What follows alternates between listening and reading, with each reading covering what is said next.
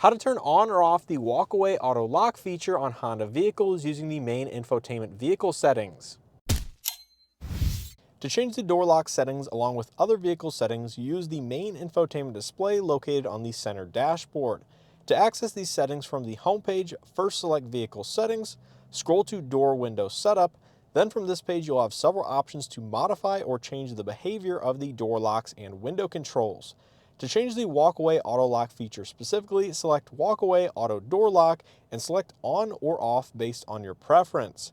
When this feature is enabled, the vehicle will automatically lock once the vehicle is shut off. The proximity key is removed from the vehicle and is more than 5 feet away from the nearest proximity sensor. To ensure the feature is working properly, first make sure the setting is enabled, then turn the vehicle off, ensure the key fob is with you, and shut the door.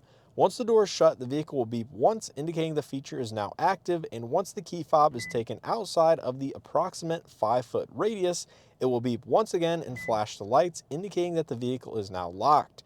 This will not function every time you turn the vehicle off unless the setting is turned back off inside of the infotainment settings.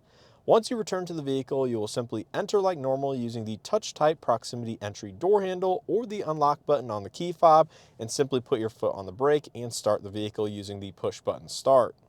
So that's how easy it is to use and enable or disable the walkaway auto lock feature on most Honda vehicles. If you guys enjoyed this video and or found it helpful, make sure to hit that like button below, subscribe if you haven't already, and make sure to check out the channel for additional how-to videos on Honda products as well as other manufacturers. Leave any comments and or questions below. And as always, I hope to see you guys in the next one.